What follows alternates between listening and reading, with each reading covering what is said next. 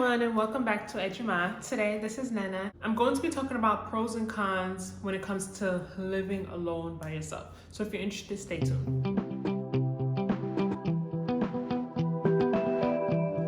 Alright, so before we get into the video, please subscribe, join the family. Like I always mention, there's no perfect situation, there's no perfect, arrangement. Everything has its good, also has its bad. When it comes to decision making, I think it's very, very important to list the pros and cons.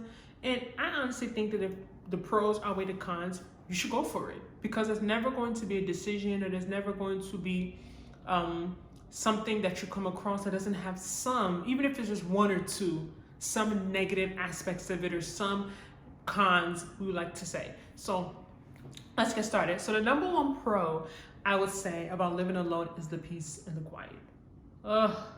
Peace and quiet. So I just love the fact that if I wanted to, I could take a nap at any time of the day. If I go to sleep at night and I can't fall asleep, I know simply it's a biological thing. I'm just having issues with falling asleep. I can say it's insomnia. It's not, because the TV's loud or someone's on the phone or someone's going up and down the steps, because I'm a very sensitive sleeper. So I definitely value the peace and quiet. But sometimes you don't want that peace and quiet. So I find myself a lot of the time when I'm in the apartment by myself, I'm always have the TV on, or I'm listening to music, because it's very funny that it's just something I never used to do. Like I didn't grow up with a TV in my room. I never would wake up and be the person playing music or going to put on the TV. But sometimes you're like, okay, I just need some sound. You just want some sounds to sound the apartment so it's not so quiet. So yeah, that's interesting. So definitely I love my peace and quiet. The second pro I would say is that you just have your privacy. And I know when I say privacy, a lot of people think that means you're doing something bad. That's not true. That's not true. Just because you want privacy doesn't mean that you're doing something that's quote unquote bad, or you're hoeing around, or people think maybe you're prostituting or you're sleeping around. That's why you want to live by yourself. That is how a lot of people think. A lot of people think like that. But when I say privacy, is the same reason why, if you go to like a bathroom, there's stalls and there's divisions in the stalls, right? Like you don't necessarily want everyone seeing you use the bathroom. So there's just some things you may want to do, or some things that you want to talk about. You don't necessarily want everyone in your space hearing your conversation. Like little things, like whatever my friend is talking to me about, she just, let's say for instance, had like a miscarriage or something, and she doesn't want anyone to know. But I'm sitting, but someone is around me and I'm trying to talk about it, and you have to maybe speak in code, or maybe you have to like, you can't really talk out how you feel. Like I've been in instances like that. When people are talking about something they don't want you to hear. Trust me, I know, I've been in that situation. You could walk in your room, people will be in your room, as soon as you walk in, they'll just stop talking. Or they just act like, when people are talking about things that they don't want you to hear, or like, even if it's your room you're walking into. But when people are talking about things, or maybe gossiping or whatever. My issue isn't necessarily gossiping, but it's just about, just having intimate conversation that you may not want everyone around you to hear. And even if you're living in a house, you have your own room, like the doors are thin. I be hearing so many things sometimes I don't even want to hear. I hear so many conversations, so many things going on. It's like, I don't want to hear that, but like, I'm not deaf. You know what I mean? If you're screaming or you're on speakerphone and your friend is talking to you, I'm going to hear you guys' conversation. It doesn't mean I'm trying to be nosy. It's called I have ears and they work. So privacy, another aspect, I look at it like just like the ability to do things when you want to do them. Like, is your privacy, so no one knows what's going on, so no one's going to tell you, do this like that, or do this like that. Like, I could finish cooking in the nighttime, which is something I'm too big on. I need to stop cooking at night. I need to focus on cooking in the day. It's a really good tip, because you have more energy. We cook at night, by the time you finish sweeping, cleaning the counter, sometimes I'm like, I don't want to put the dishes, I don't want to wash the dishes or put it in the dishwasher until the morning. But if you live with other people, they may not be okay with that. They might think it's weird to keep dishes in the sink overnight. They may think that, you have to do this or you have to do that. But when I'm living by myself, I can do things when I want to do it. Like, I know when the garbage smells, I take it out. Like, you know what I mean? Like, little things that you may take for granted, but it's like, living by myself, I can do it when I want. I could do anything I want when I want. Like, I'm not waiting for anyone to tell me this, I'm not waiting for anyone to do that. But this has a con to it too, so stay tuned. And then the third thing I'll say I like living by myself is that I feel like whatever I'm doing, I know I'm really doing it for myself. Does that make sense? So when you grow up living with people or you grow up living with your family, a lot of times, a lot of things that you think you care about or things that you think you really are into, you may not necessarily be into, you just may have been conditioned to do those things. An example I give is something like going to church, right? So a lot of people grow up, they're forced to go to church because their parents go to church, you know, at least to a certain age. But right now, if you're grown and you live on your own and you still go to church every Sunday, most likely that means that you probably care for going to church, because no one is forced you to do it. No one knows if you went or not.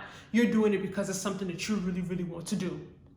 Or even making decisions or having ideologies or the way you look at life. Sometimes you don't realize how much you can be very, very like, your viewpoints can become very similar most of the time to the people that you're around, or very, very skewed sometimes because they think away and you start thinking, okay, that's normal. Then you go and you stay by yourself, you're like, okay, that really isn't normal, though. That's not really how things are supposed to work. Or, yeah, wow, maybe I was in a toxic environment. I never realized it, you know, because you can get used to toxicity. It's the truth. Like, you know, you can get used to things being done the wrong way. You can get used to things but when you're on your own, you just get to look at things and just really, really, I would say a lot of reflection. So a lot of decisions you're making, most likely you care about those things and you really want to do it. It's not because someone's in your ear. Last part I would say about living on your own is that it definitely makes you, in my opinion, appreciate people's company more. Because in life, that's just reality. Sometimes we take each other for granted. It's just the truth. You get used to people, you get used to the convenience, you get used to them being always around. Sometimes you're so annoyed, you just wish they would just leave. You get so used to, but me living on my own now, it's like, if I want that human connection, I have to seek it. Like outside of work, especially, like I have to seek that human connection. So it's like, okay, maybe I should do this, or maybe I should do that, or I should call, I want to call my friend. I miss her. I miss talking to this person. I miss being around this person. But I grew up a little spoiled in a way because I grew up with a twin sister.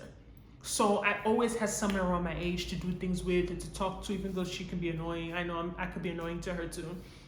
I know, at least I know someone is there. But when you're on your own, it's like, okay, I definitely feel like it has made me value people more. Okay, so let's get to the cons, because you know nothing is perfect. So number one con I would say about living alone is definitely the financial aspect of it. Every little thing you want to get, you have to get it on your own. Like for example, there be things that, like when I was living at home, I barely use, maybe like a blow dryer, for example.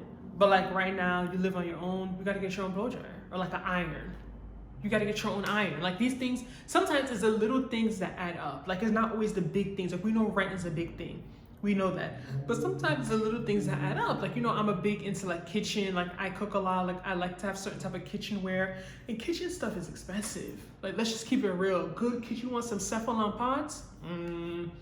Like I need to buy a non-stick pot because this past Sunday, I made jollof rice for the first time since I moved here, and the pot I used it was a mess. Like it burned so bad, you know. Like I need I want to get like one really good Cephalon pot, but then just like, oh, I barely cook it. Should I spend so much money to buy a pot I'm gonna use every couple of months? But I'm definitely gonna go buy it in Macy's. It's an investment. But little things like that, like when you're living at home, like everyone could kind of contribute in a way. Even though things like food are gonna run out faster, but like everyone brings their little something, you know what I mean? Maybe someone has this that you guys all use, someone has this that y'all use. That's how sometimes people are able to save money. Like you hear about people, sometimes there's like certain groups you notice like 8 of them could live in a 3-bedroom apartment, or 9 of them. You'd be wondering how are they all living in that space? But they all bring their money every month, and they're able to save, you know, because everyone is contributing to the rent. Versus maybe that 3-bedroom apartment, one family would be paying the rent. Maybe 2 or 3 families are paying that rent. So that's just part of group economics. Like when everyone brings a little, you know, it can build into something eventually. So definitely I would say the number one con about living alone is just the financial part, especially when you're coming from living with family. It's different if you're coming from living on like a roommate. It might be a little even better because you probably already bought a bunch of stuff, or you already have some like house stuff. But second con, oh my God, this should even be the first one. If you don't cook, there's no food. If you don't cook, there's no food. You're not gonna eat, okay? And I feel like I'm always in the kitchen. Like I'm just like, do I need to like go online and like get like a cook or something? Like, cause this is getting crazy. Like I feel like I'm always cooking, and I cook big portions, so it's just weird to me. I don't know. But the thing is that like, even if I'm always cooking, I like to cook enough, at least in my mind, I'm like, this food has to last 5 days. Like that's the way I cook. I'm not doing no baby portions every day. I'm working, especially now, Monday through Friday. Like I don't want to be cooking a lot. But then sometimes you notice, you first world problems. You have all this food, but it's like you don't necessarily want to eat the same thing every day. You don't want to eat the same, but at least I was living at home, like my mom would cook once in a while, and Ngozi will cook here and there. I cook, like everyone is like contributing. So even though the food will go fast, there's more like variety because everyone is cooking something different. Like I may be a little picky in a way, like gluten-free, dairy-free, but for the most part, I eat anything almost. Like even if you bring me pizza that I don't eat, it's against my gluten and dairy. If there's nothing else and I'm really hungry and I'm craving, I'm gonna eat the pizza. But here is like anything you eat, it has to be I bought the groceries, I cooked it, I prepped it. Like it can be annoying. Like I just really feel for a lot of women specifically, like in traditional households, that must be the same feeling. Like if you're a mother or you're spot, like if I don't cook, there's not gonna be any food here. Especially when you have kids, you can't necessarily go and be buying food all the time if you're trying to save money, because it can add up. For me, I'm by myself and I'd be like, even sometimes I'm like, I don't feel like buying all this food. It's $15, $20 for one meal. And I could buy groceries with $20 using that, my mother's, just thinking about my mom's voice in the back of my head. But sometimes the cooking can be exhausting. Like you have to do everything from beginning to end, the grocery part of it. Just, like I would be maybe like living at home, I'm the one that goes to ShopRite, then Ngozi would be the one that goes to Costco, then my mother would go to the African food store, and she would also go to like Restaurant Depot, then Ngozi would go to Whole Foods, and sometimes I would go to Whole Foods. Like we're going to different places. Like grocery shopping, people make it seem so simple, like especially when you're used to eating like a Nigerian type of food diet. Like you can't go to one or two places and get all your groceries. It's not like there's a different place for different, like Whole Foods is, I would say the two places I go the most is Whole Foods and Costco. Like for like bulk items, Costco, and then Whole Foods is like for fresh vegetables and whatnot. But there's different places for different things. I'm just like, I'm not about to be going to a different place every week during coronavirus to grocery shop. But like if I was living at home, my mother has that covered. That's her hobby. But yeah, definitely I would say the second con is just the always having to cook or look for food. Like that could be very, very, and this is coming from someone who actually cooks, so I can't even imagine people that don't. But then again, I eat, so that's another reason why it's probably just frustrating, because I do eat 3 meals a day, and there's people that could eat 1 meal a day, like they're doing the OMAD, and I just wish that could be me. Like that's like my dream, to be able to eat 1 meal a day and be okay, because then I would just save so much money on groceries, save so much time in the kitchen, just be able to focus on different things. But anyway, third con about living alone, I would say, is that it's kind of easy to become a homebody. It's made me realize how much of a homebody I actually am. Like, I know I kind of was living at home with my family, but then maybe a lot of times I would think, oh, it's because I'm around people, so I don't necessarily, like, I always have people to talk to and stuff like that. But being here, it still made me realize, like, wow, I can eat. Even my older sister, she's like, wow, you really know how to stay in the house. Like, you really know, like, like, I really am okay being in my apartment all weekend. Like I leave when I have to leave for real, like necessary, like grocery shopping. I don't even like running errands on weekends because everything is so crowded. And especially I didn't like that before the pandemic. And during the pandemic, you're not gonna catch me in the grocery store at 2 p.m. or 12 noon. Like, no, I'd be going to Costco at 5 p.m. They close at 6, and it still be so many people, because realistically, I'm not a morning person, so I'm not going to be that first person at Costco at 9 a.m. I'm just not. The couple of days I don't have to wake up early, I don't want to wake up early. So yeah, it just definitely has, I feel like living alone can make you become a homebody. Like if I had like a roommate, or like when I was living at home, my sister was there, even if I don't care for doing things, like I have someone easily that I can go out with, even when I don't care. If my sister's like, oh, I'm bored, let's go to dinner, I would go. Like I'm never really one that would be like, oh no, this, that. Like I would always go, but I didn't maybe not initiate the outing, but I would go. But being at home, it's just so easy to be like, oh, well, there's no one to do anything with. Let me just stay in my house and watch YouTube all day.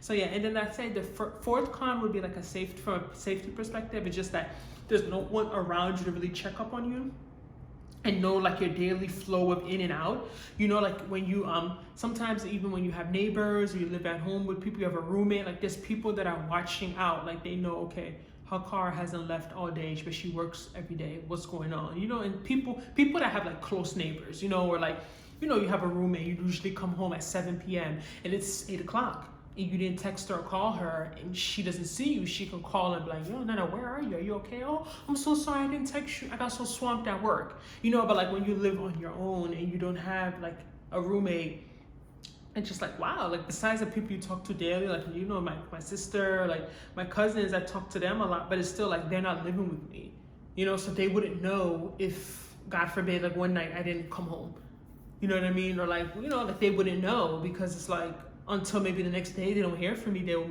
start getting worried. But it's not like we talk they could just think, oh, I fell asleep, I took a nap, you know what I mean? Or I'm out. So I would say from a safety point, you know, living on your own is like, you got to be extra careful and just make sure you watch your back. Be careful, like just be smart. Like, you know, leaving at night and all that stuff is not always the safest things to do when you're by yourself. But let me know what you guys think in the comment section, pros and cons about living on your own. Because where I'm coming from, you know, it was very common. I said we have a video, why are millennials still living at home? It's so common to see people 30 plus, professionals, late 20s, living with their parents, which is the norm. So I think it was a part of the Nigerian culture. I think it was a part, even in all cultures, the financial aspect. A lot of people have a student loan debt that they just decide to stay with their parents and like save money. So let me go, no, especially for the people who don't want to live alone. I want to really know, like, what are some reasons why you do not want to ever live alone, or why you would never live without a roommate? You know, are some of the reasons I mentioned, is that a part of it? Or is there something else that I didn't hit on? Just let me know in the comment section. Don't forget to like, share, and subscribe. And I'll talk to you later. Bye.